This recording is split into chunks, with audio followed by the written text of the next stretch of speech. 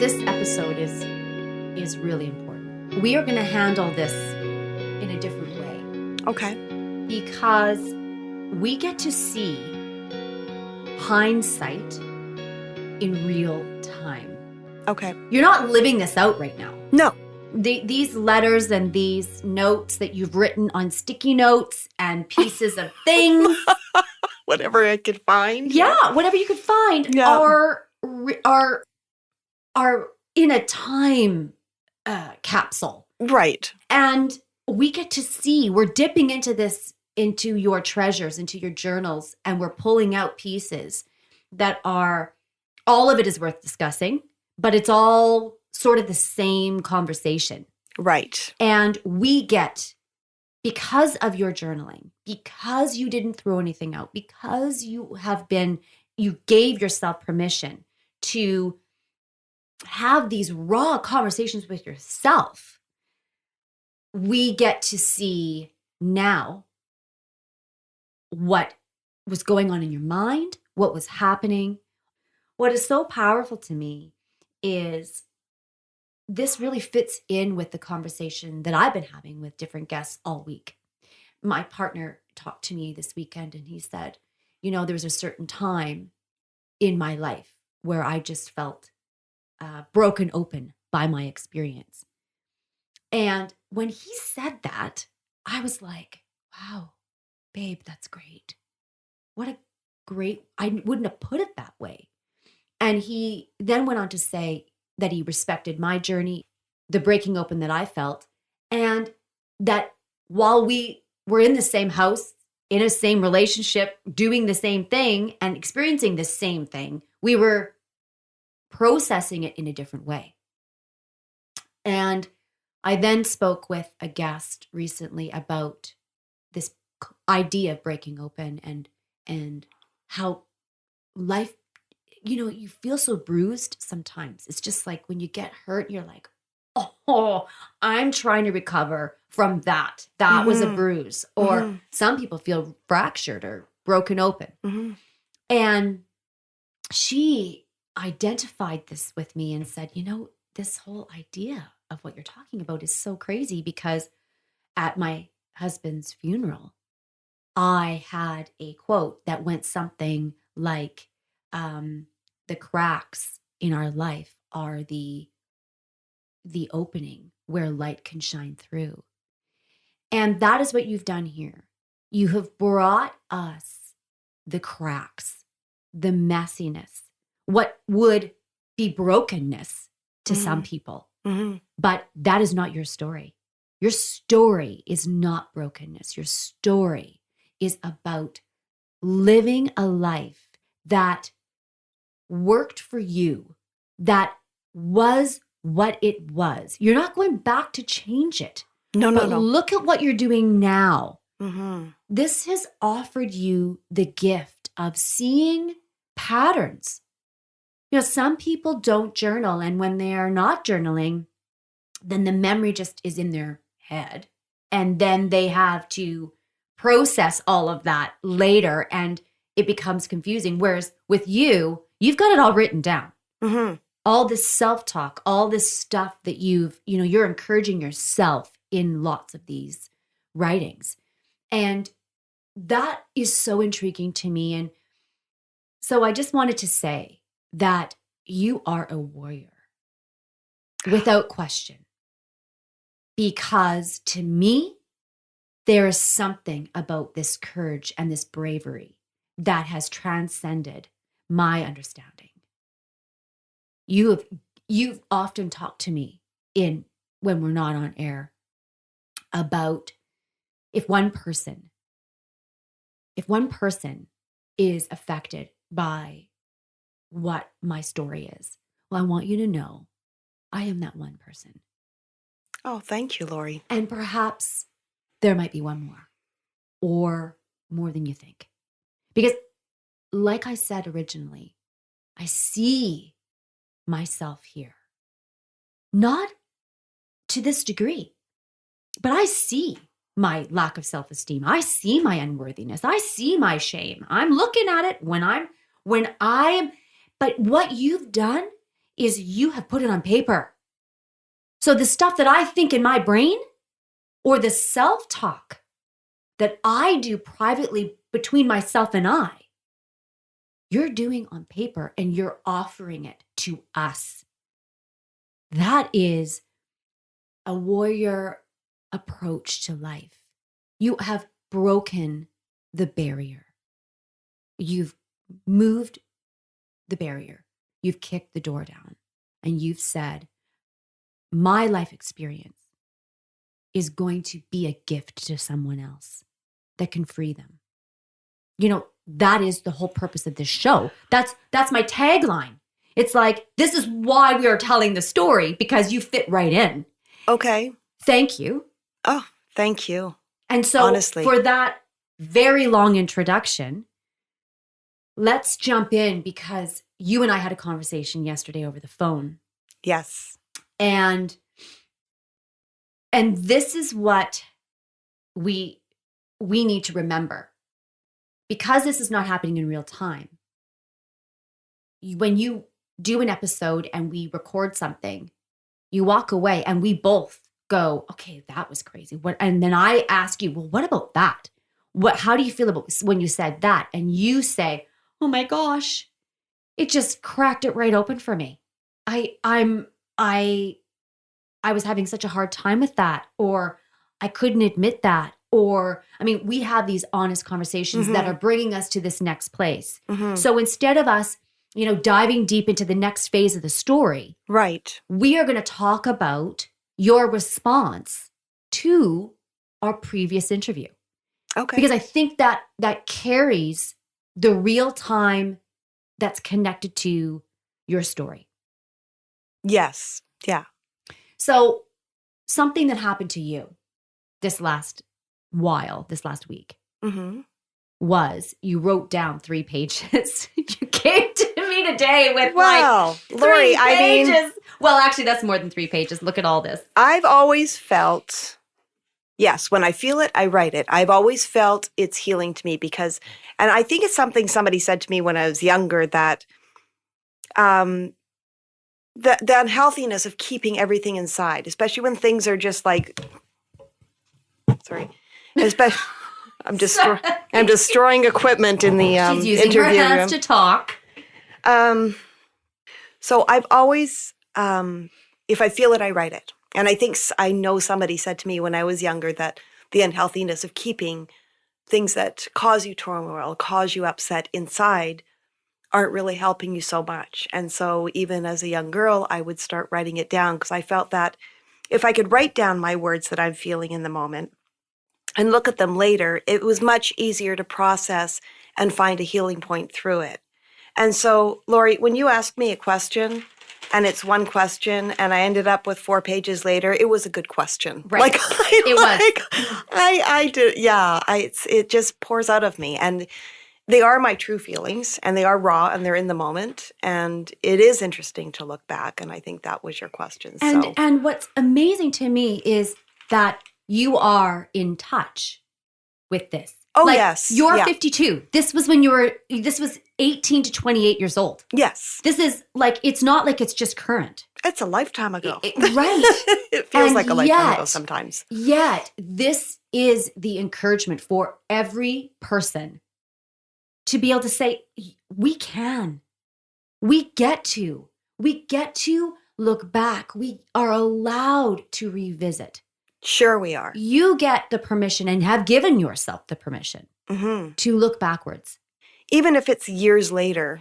I mean, look, I've had to journal and I've had to document my life because it's how I have allowed myself to heal from it and learn from it. And 52 years old, I'm still learning who I can be in a relationship and who I am to myself and what my value is to me. Do you know what I mean? So, that's amazing. Yeah, it's still a process, but it's a good process to me. And now it's uplifting to me to be able to have these conversations with you and have somebody really want to listen to what I have to say, because I think somewhere throughout all of this, there's something that's going to hit anybody that's listening in their own way. Well, I think somebody will, yeah. Like I said, I would consider myself a confident person, but I see the crack that is pouring through and is saying to me, yeah, but I still want to heal the unworthiness that you felt.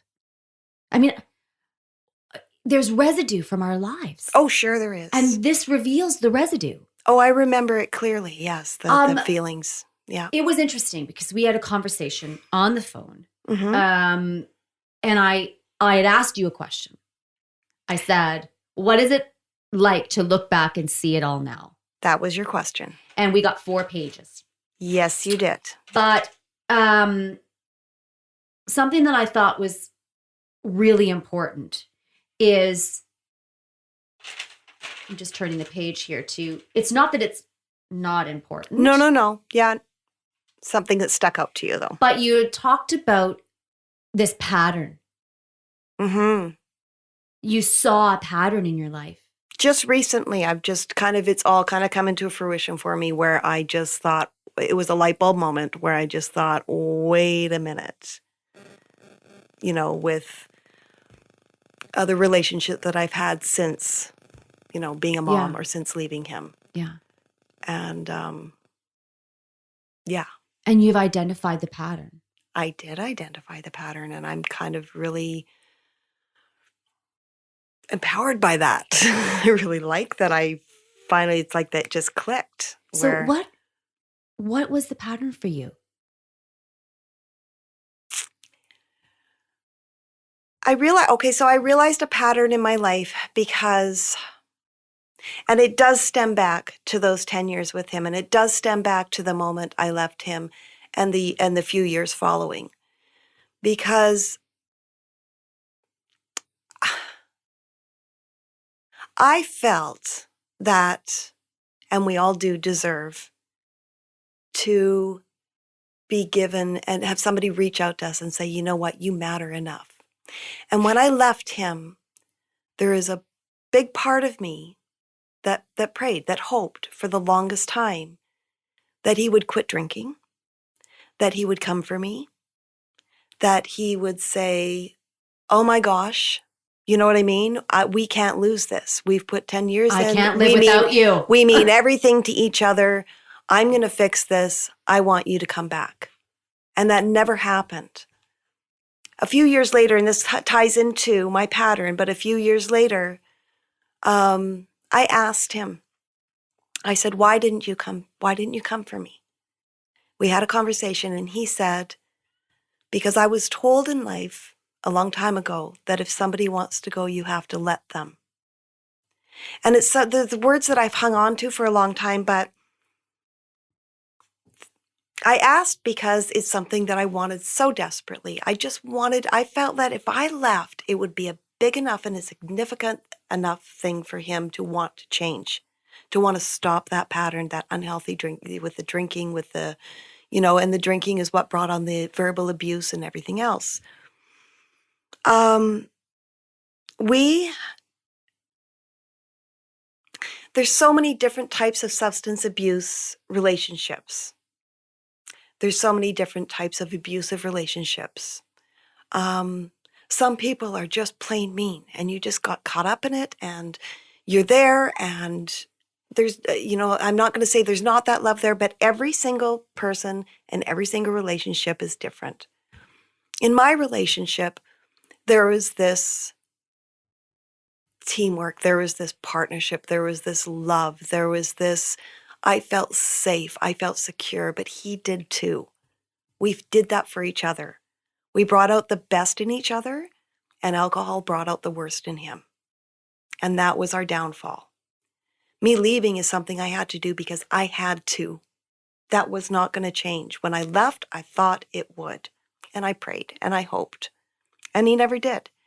And I think that somehow embedded itself into my soul that I thought, well, maybe it's up to me. Maybe it's up to me. And it was a total subconscious thing. I became a single mom 5 years later. I was probably, my son was probably about 8 or 9 when I decided maybe I put my personal life on the back burner for a number of years. I started dating. I dated one person, I dated another person, and the last one just more recently. Each situation when things got bumpy or when we hit hurdles or obstructions in life that kind of cause upset in relationships. Each time it was me that reached out, that said, let's fix this. Let's make this work. Like, I love you. Like, I want to, like, come on, we're good. This is good. Right. Yeah. I mean, each time I felt like,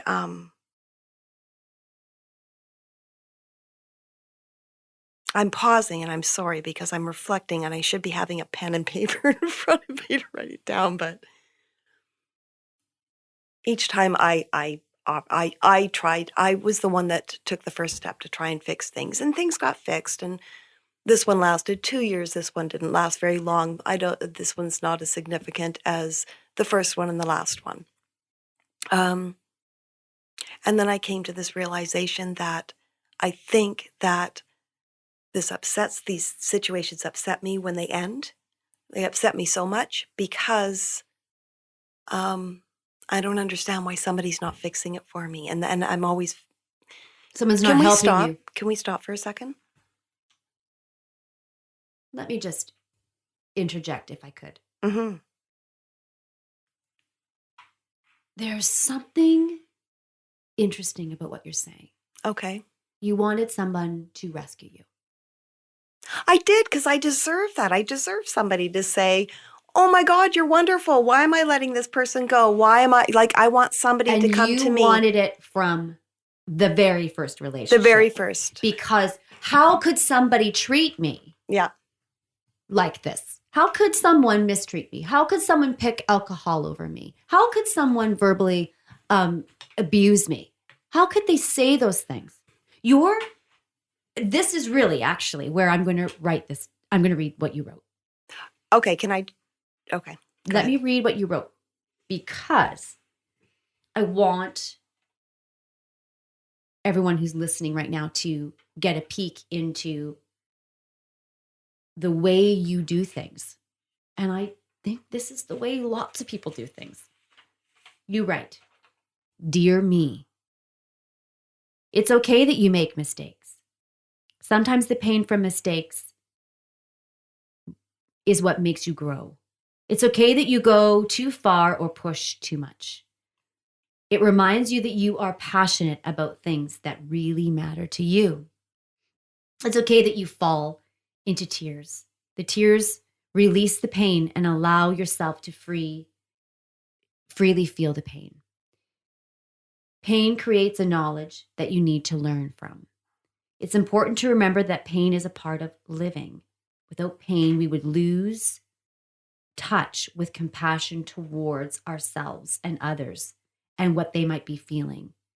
Please be proud of who you are and believe in who you are, and love this about yourself, that you believe in others too. Sincerely, me."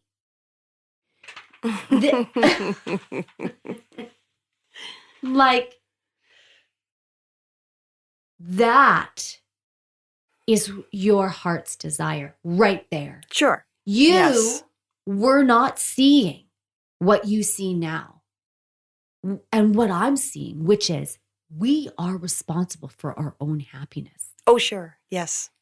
We are responsible to bring ourselves into a place of acceptance and connection and love, self-love, so that we can give to others.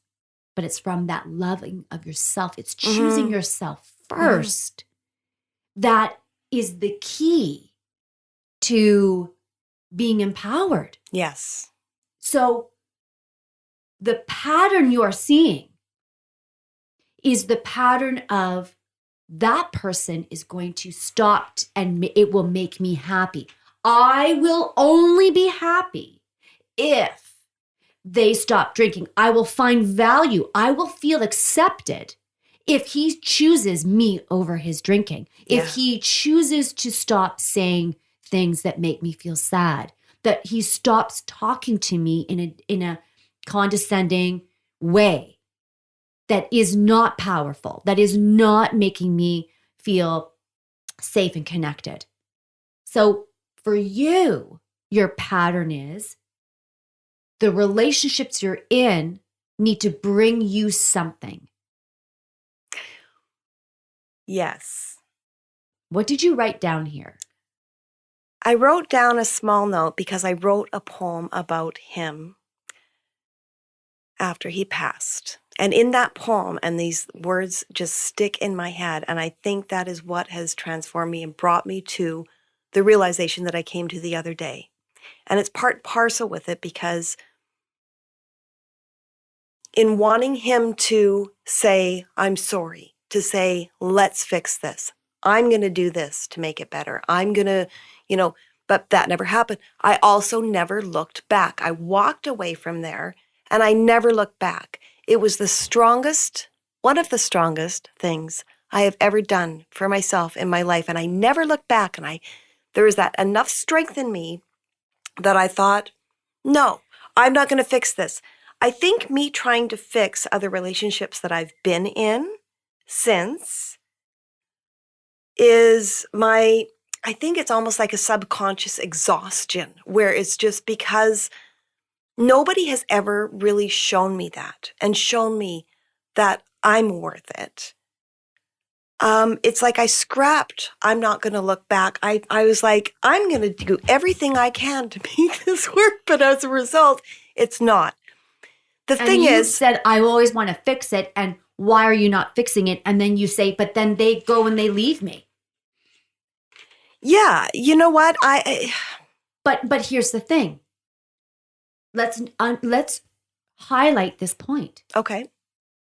What you are learning and discovering right now Mm-hmm. from the conversations we've had that have not been in podcast form Mm-hmm. is that you are finding this within yourself.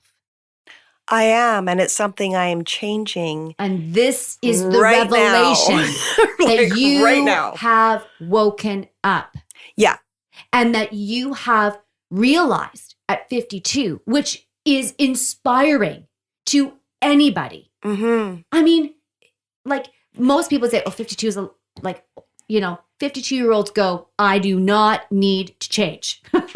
I've been through a lifetime. I'm not changing anymore. Well, you are, and you are making these choices that are opening the door for you.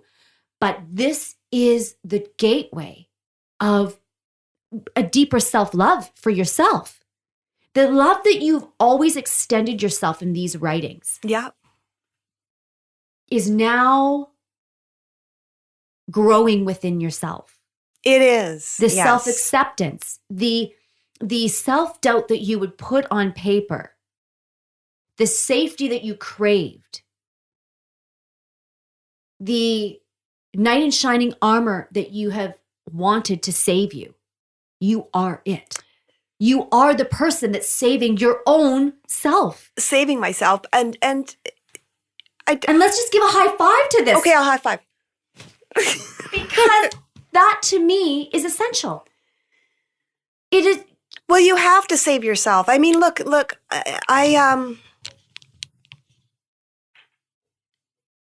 last year was my breaking point. Right. Last year was my breaking point. For a few reasons. It's not that so just to recap, it's not that I want to be saved. I want to be loved like I'm willing to love. And that's all it is. Not right now. You don't want to be saved right now. But your writings and your story, you wanted to be saved. I did. Oh, yes. Yes. Without question. Yes. Going forward, my, clear, healthy mind and things that I've been through, even most recently, it's not about being saved. Right. It's just finding that person. But I realized, and my visual is a circle, I realized that in the circle I was standing in, nobody in there is that person that's going to make me feel like that. I think because of the heart that I possess, I just kept hoping that it was my turn. that it was my turn for happiness. Look, Lori, I'm 52 years old. I've been single. You're young. I've been pretty much technically single since I left somebody when I was 28.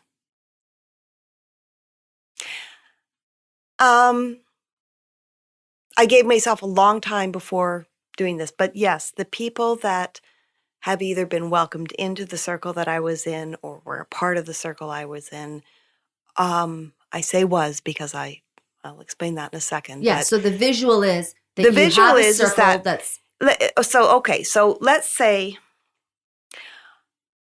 at 18 years old, I left high school and I stepped into my circle, my Sure. first circle.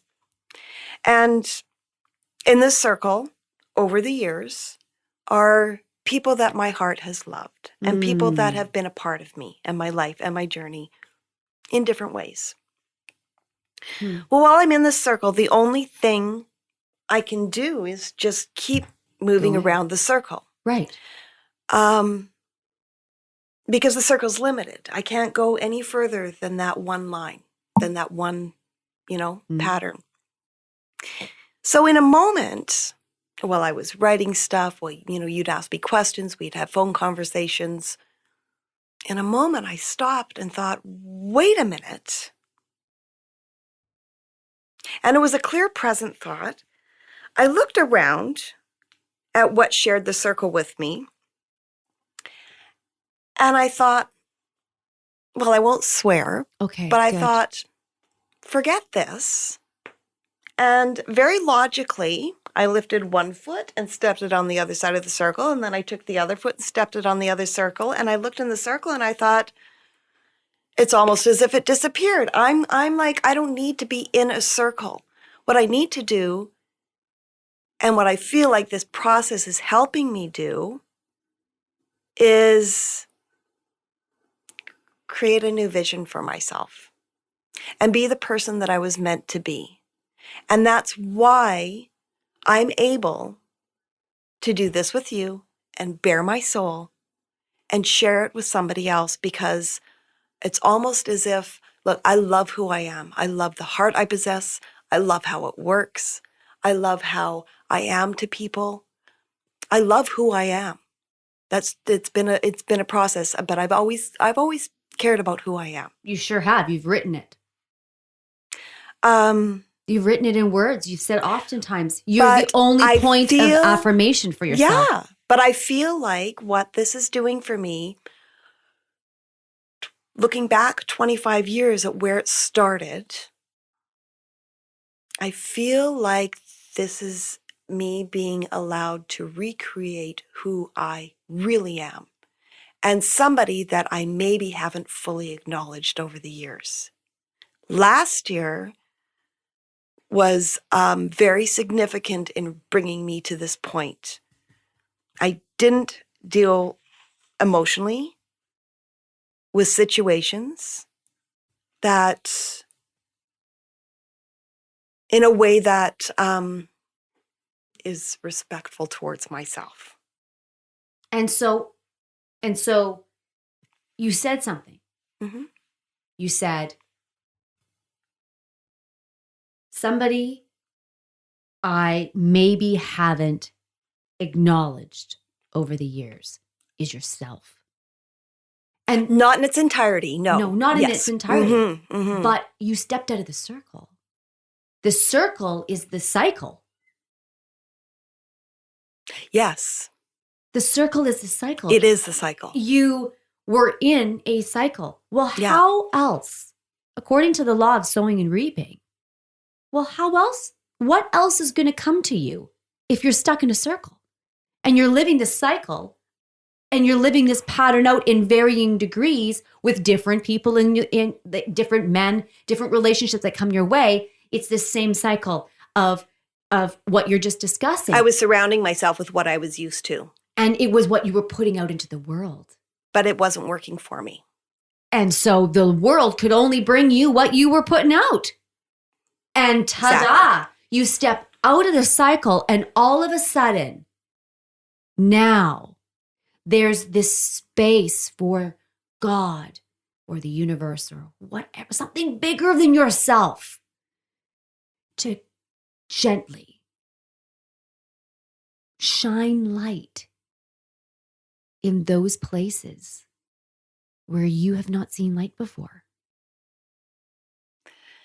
It's funny to say that a day can change everything, but it changed my thought process. I know. It changed not who I am, but how I will conduct myself going forward. How I will respect myself by who I allow in going forward. Well, and you also respect yourself by the depth of care that you now are showing yourself. Mm-hmm. You've moved. It's just this, and I know nobody can see this. I'm witnessing it. Mm-hmm. But there is a difference. There is a difference in the light and in your countenance. And this is so real and so raw. I love how this is coming forward. You asked me a minutes ago to pause because you said, I feel like my words are all rambling. And I want to say this, and I won't edit this part. I want to say that doesn't matter. This is actually real life healing.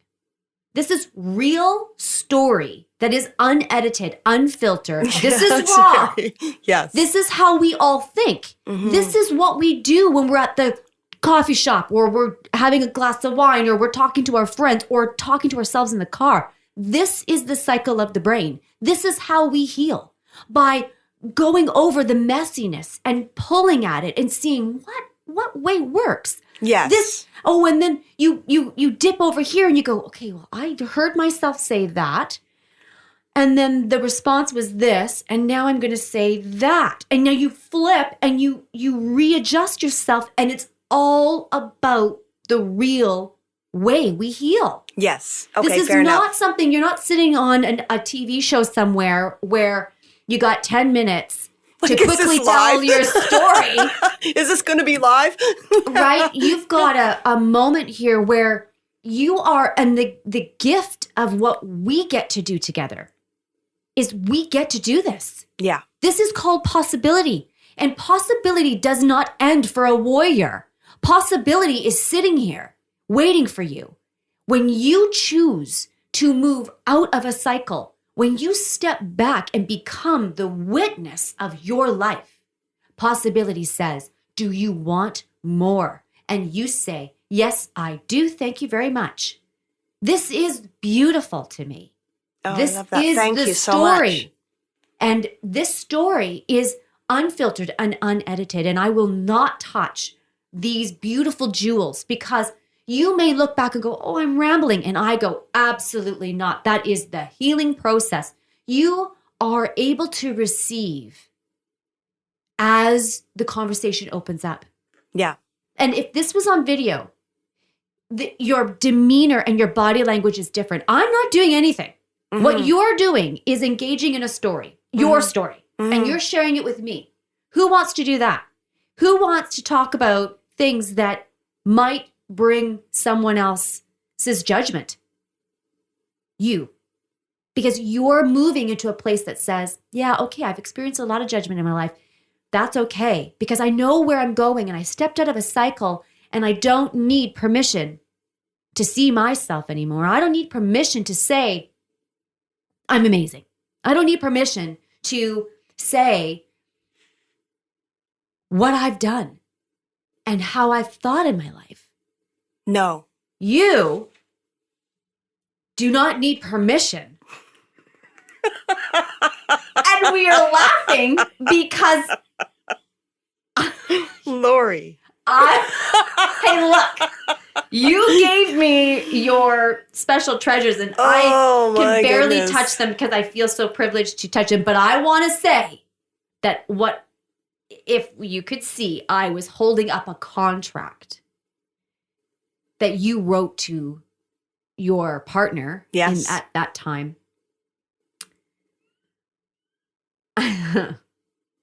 And I remember that. This is so, and I say this because this is a very this is really, really cool.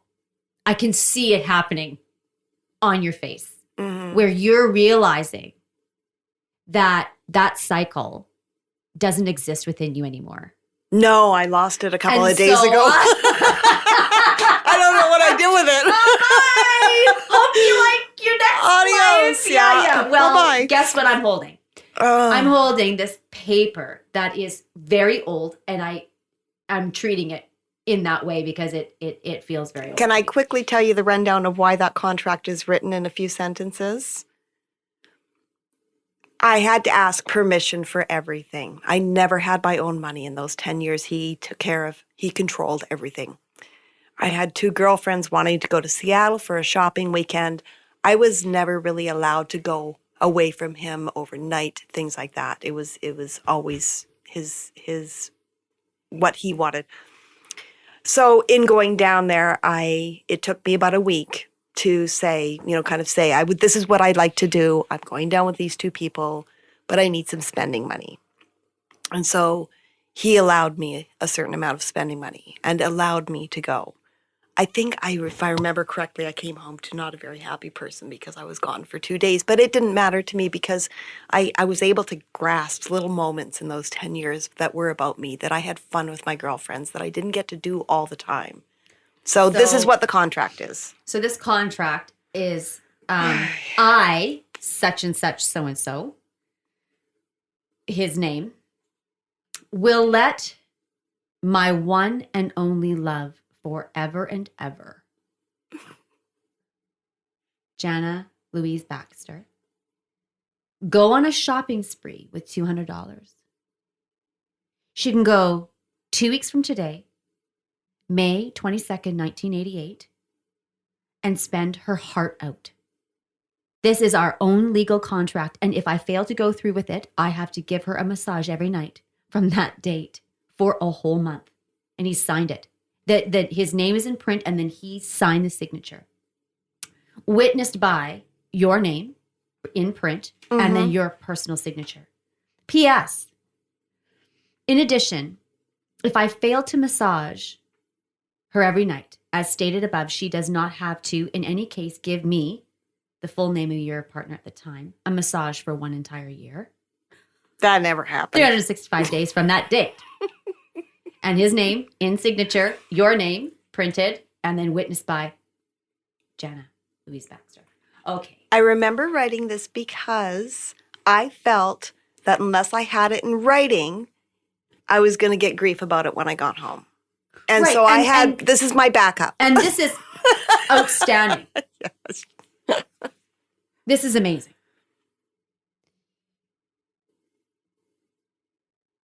It's like I'm sitting here and I'm thinking to myself,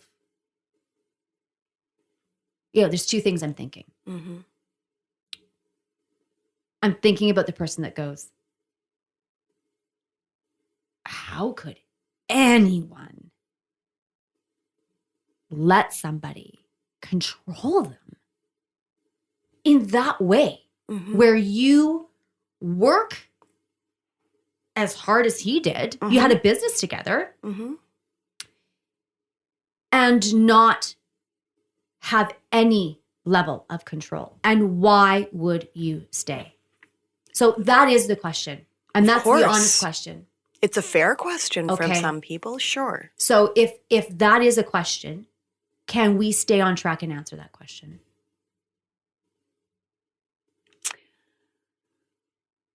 Why, the question being, why would anybody allow somebody to control them like that?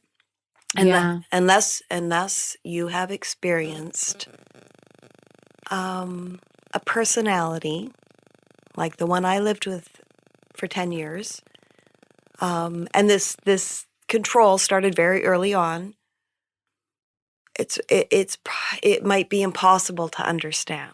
So there was a level of manipulation that pulled you in.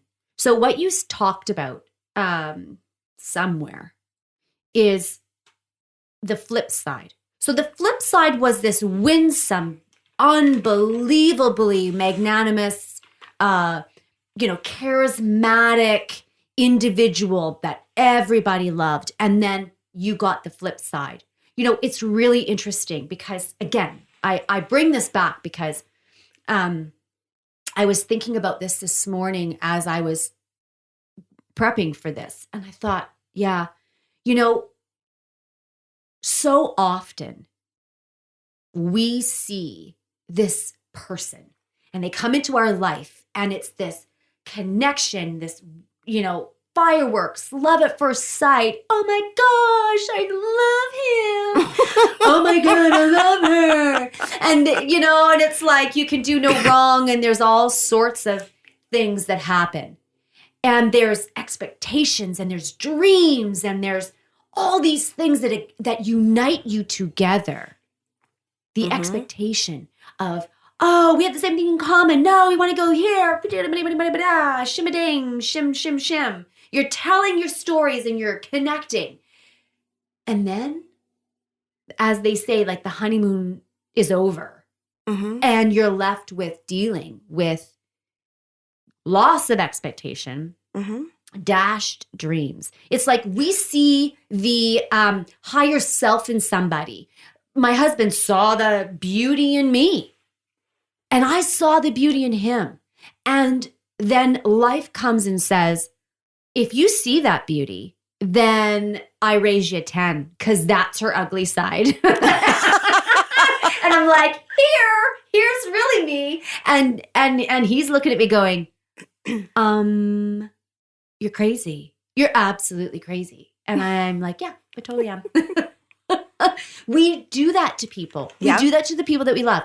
They see different aspects of who we are. Okay. And the lesson of relationships is sometimes when you see who the person is, you walk away.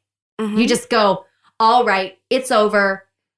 No more. Sure. Yes. Some people go, but I made a commitment and I can't leave. So I'm just going to endure this.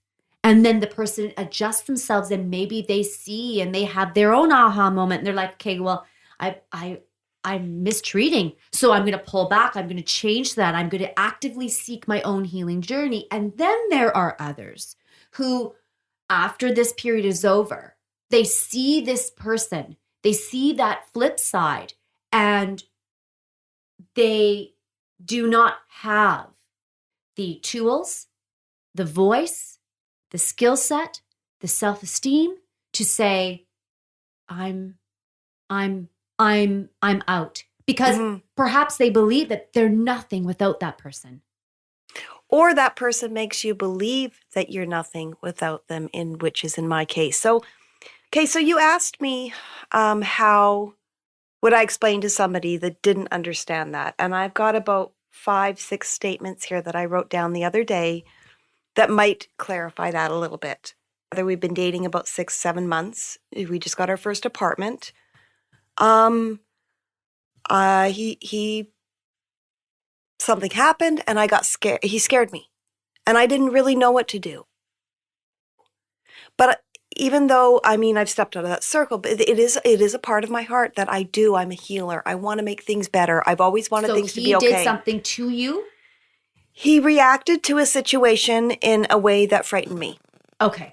Okay. And so here's where I learned very early in the relationship, and I stuck it out for another 9 years past realizing what my role was if I'm staying. Interesting. First one, I learned not to react because it made it worse. And I didn't want things to be worse, so I didn't react. After the first time, I didn't react. I let it happen. So the first time when he threw that shoe, yep, you knew the words to never say again. What's the big deal? What's the big deal? 4 words that could destroy any day of my life with him. So you knew. I knew that was right your away. moment. Okay, don't say that. Don't say that. But you also knew how to not react with different responses that he had outside of that. So I go on to say I learned to appease because it calmed him if I was just kind and forgiving.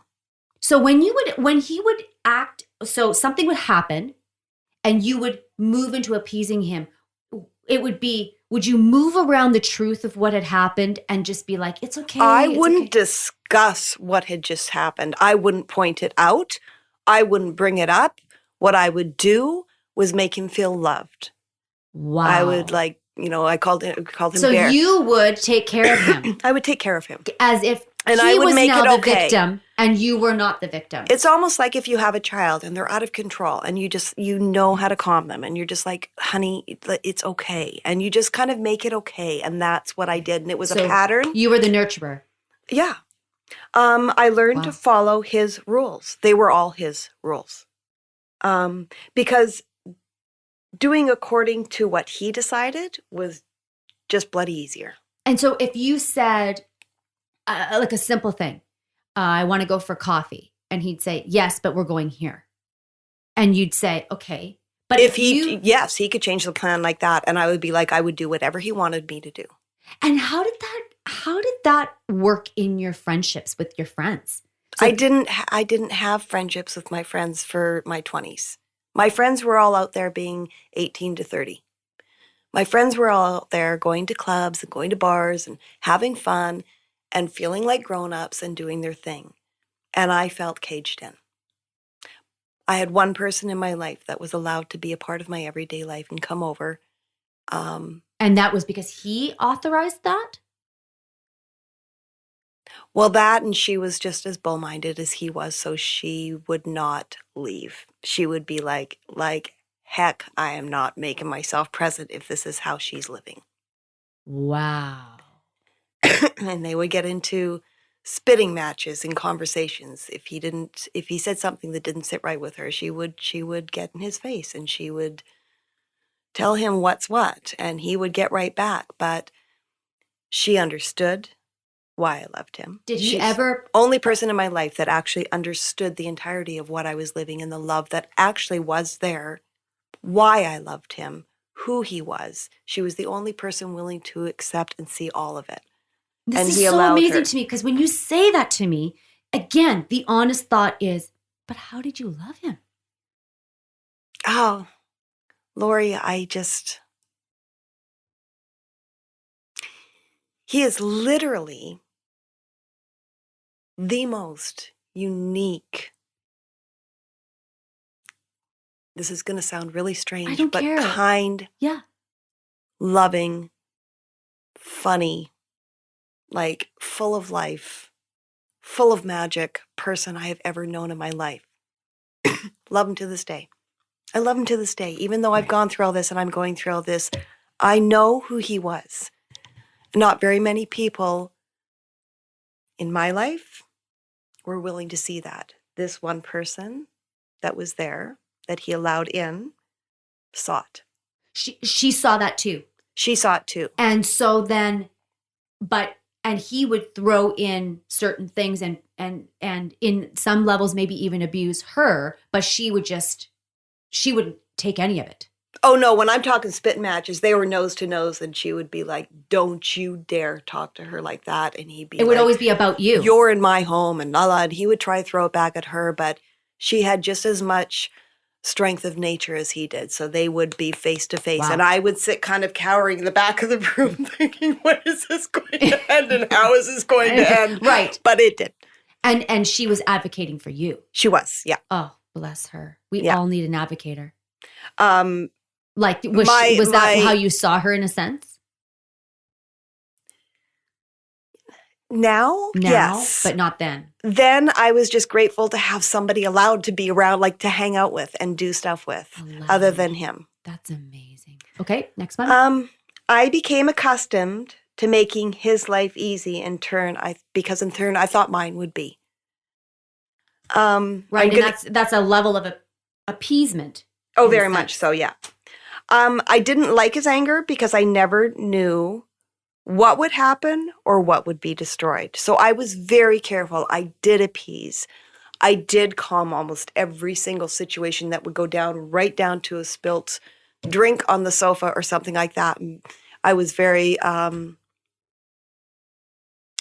that's no problem. Like everything was just calm. I just kept everything, but it's my nature to be calm. It's my nature to But you were just find fixing peace. it. I was fixing it. So in all of these situations, I was fixing it. I wasn't fixing it. Right, because what you were doing was going, well, this will fix it. If I behave this way, it will fix it. It'll make it go away. It'll make it go away. It'll fix it. And then Fixing I'll have those. Fixing yes. it for you was making it go away. Whereas now in your life, you're going, that fixed nothing. No. That's No, an it important didn't. distinction. That's what I meant. It fixed the moment. It didn't fix the entirety of the situation. Because that when he came down, may not have been really even you. Like what I mean when I'm I saying was 18 when I met him. Right. I didn't really know who I was at that point, this is right? just it, right? Yeah. So you're like, okay, so I'm gonna do this. I'm gonna fix it. I'm gonna walk on eggshells. But from what I know of you, that is not the person that you are. No, Lori, now. because I am a warrior. But this was interesting because the thing that you were thinking about is this will make it go away. This will fix it. But what you may not have been aware of at the time is that this was heartache and messiness that you have had to unpack for the rest of it was your layer life. after layer after situation after situation after moment that just embedded itself into me that I had to unravel 25 years ago when I left him. And with this, I'm unraveling it now. So I've said all these things, and I learned not to react. I learned to appease. I learned to follow his rules. I became accustomed to making his life easy. I was very, very cautious on any given day of how not to bring on that anger, but really never knew when it was going to hit or when it was going to come at me. It kind of it was right out of left exhausting. field. In turn, my morale slowly diminished and my esteem was being destroyed because of my actions. Wow. Because of my, yes. Wow. Okay, so would you say that again? In turn, my morale slowly diminished and my esteem was being destroyed because of my actions, because of how I decided to deal with my life and myself and my situation. And I'm just going to pause here.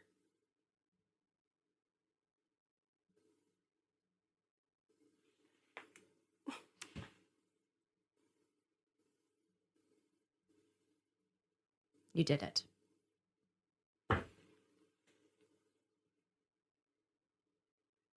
This is evidence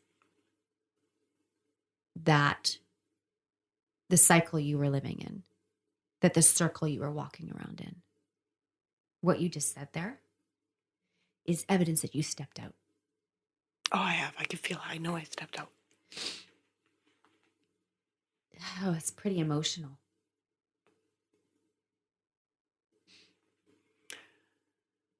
My life has been emotional. You and I are laughers, hey? Like when it gets emotional and weird, we start laughing. I have to. Yeah, I know you do. It's okay. Life is better when you're laughing. Did you know that? Well, it is, and it's also better when you cry because crying releases the sadness. Oh, I've cried a lot. I know you have. That is really powerful to me. And because at some level, to really move forward, I know for me, I've had to own it. I can't pass the buck on the person that, is mistreating me. Because really at the end of the day, I've allowed it. When a person, people show you who they are. And when they do that, the very first time we have to believe them. I don't think, for me in my own life, that I've done that well until the last, until my mid-30s. I didn't realize that when someone shows you who they are, believe them. Like, wake up now. Wake up now. Walk away now. Get out now. So many people are offered that moment in life. They're offered that moment when they meet that person, whether it's a girl or whether it's a guy. They meet the person and they go, wait a minute. I have a moment where I can step away and I can choose.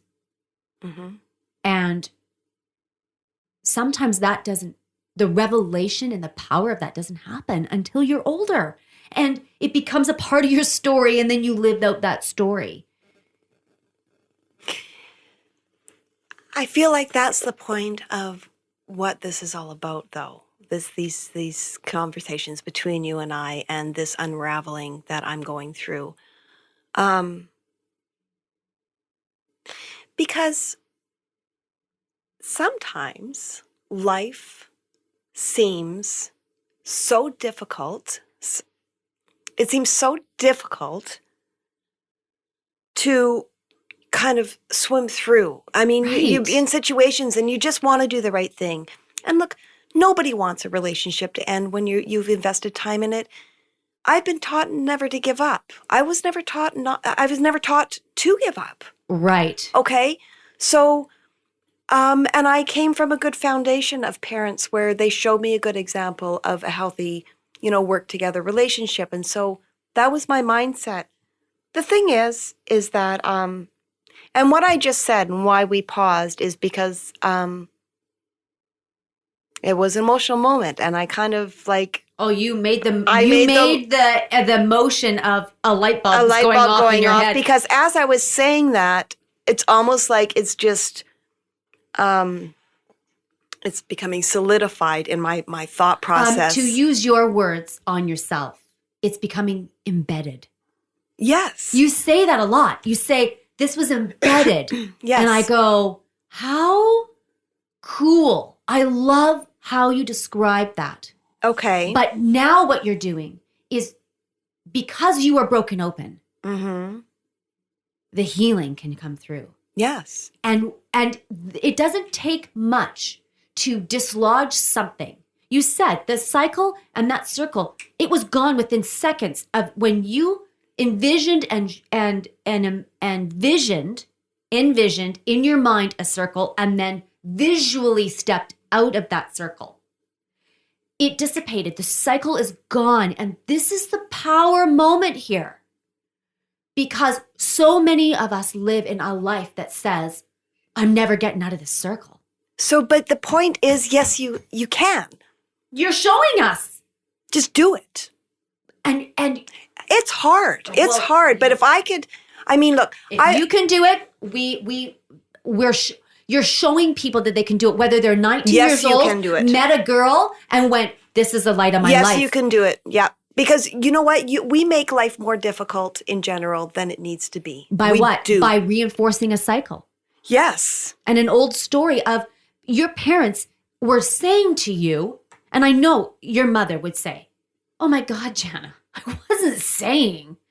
Never give up means like, live your dreams, pursue your successes, live a life, not like get out. I may have taken a little out of context. You did. It's like, I know if your mom's listening, she's like, no, this is not what I meant. The thing is, and what I really want to put through in all of these conversations is that each and every one of us has the innate power to stop and make a decision. There's two parts of me. One part says, when he threw that shoe and it missed you by a hair of hitting you in the face, but it went through the door instead. Run. Pack your bags and get the out, right? Without question. Because I did have enough esteem at that point, and I should have done that. But there's my mind, well, we just moved into this place. Like, well, this, maybe we can get Pat. Maybe he's just drunk. Maybe this, maybe that. The problem is, I wouldn't change, and I have to add to that, because the other flip side of that is that I wouldn't change one single moment of those 10 years or of any moment of my life, because between you, me, and the lamppost, I have an amazing 18-year-old son, and I wouldn't trade that for the world. And if I hadn't gone through everything I've gone through, I would not be there. You're right. And without question. Not one single regret. But what I want to put across is that, and not for future children you might have. Right. If you're in a situation like that, you deserve, because it's only going to be up to you to give yourself the very, very best in life. It's not up to somebody else to give you the best in life. It's not up to somebody to rescue you. You need to rescue yourself. You are allowed to give yourself everything you deserve emotionally, everything, mostly emotionally. Because you matter. We all matter. Situations like that aren't right. And it breaks my heart. And I know that there's way too many people caught up in situations like that, and maybe in them right now, that feel lost, that feel scared, that feel helpless, that feel they have no resources, that feel they don't know what to do. Find something, find that reason within yourself and change it. Because you did. 25 years later, but yes. And you I'm did. changing You it now. left after I 10 did. years. After 10 years, yes. That was my first strong moment in life. Thank you. Thank you. For what you did in this moment, this time we had together. Thank you for cracking yourself open a little bit further. Thank you for allowing your brokenness to be the light of inspiration for other people. Thank you for showing us that even when it's messy and even when you're feeling weak, that there is a warrior within each and every one of us. And that warrior is not looking at and functioning from a place of self-love and the understanding the value of who she or he is, then that's something to fight about. Mm. And I want to say thank you. You're very welcome. Thank you. I don't know how I would process this journey that I want to be on without running into you that day. And so I'm so very grateful. You have no idea. Well, you have no idea. To be able to How amazing show it you is all to my cracks. Well, and you're showing me mine. Yeah. My, Thank you, Lori. I think we all have plumber's crack right now.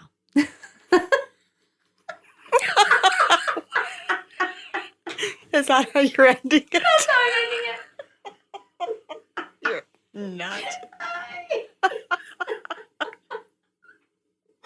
My cup says, I melt for no one.